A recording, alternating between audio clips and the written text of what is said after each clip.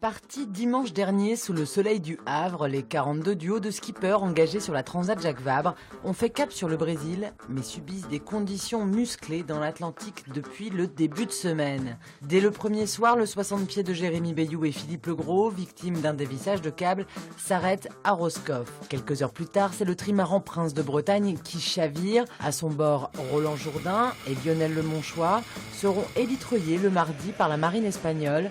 Quant au bateau, l'équipe est actuellement en train de le remorquer dans des conditions de mer agitées au large du Cap Finistère. Côté Multi 50, on déplore un abandon parmi les 4 bateaux engagés, celui de Gilles Lamiré et Yvan Bourgnon. L'équipage du 60 pieds Safran est également rentré à Lorient à cause d'une voie d'eau constatée dès le lundi soir. Morgan Lagravière et Nicolas Luneven n'ont eu d'autre choix que d'abandonner la course. Du côté des classes 40, le plus petit bateau de la course, ce sont malheureusement les leaders du classement, Nicolas Troussel et Corentin Auro, qui ont dû abandonner après plusieurs problèmes techniques, dont la panne de leur pilote automatique. Accueilli ce vendredi matin par le pôle course large à Port-la-Forêt, le duo ne cachait pas sa déception.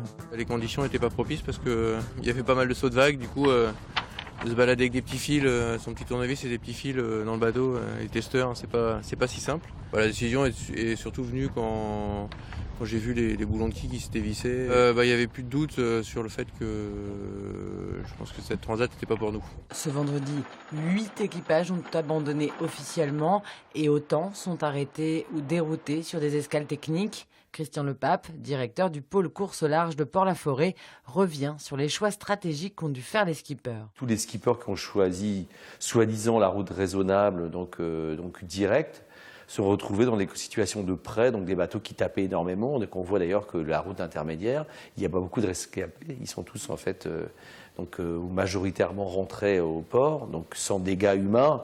C'est ça qu'il faut retenir en fait. Il n'y a pas de dégâts humains. Pour le reste de la flotte, toujours en course, il va falloir encore s'accrocher. Rien n'est joué d'avance après ces 5 jours qui ont éreinté les marins et les bateaux. Côté classement ce vendredi, c'est Yannick Bestavin et Pierre Brasseur qui mènent la flotte en classe 40. Armel Lecléache et Erwan Tabarly pour les 60 pieds IMOCA, Thierry Bouchard et Olivier Cros pour les Multi 50 et enfin pour Thomas Colville et Jean-Luc Nélias, leader de la classe ultime. Il reste encore plus de 3000 milles à parcourir avant d'arriver à Itajaí au Brésil, soit 4800 km.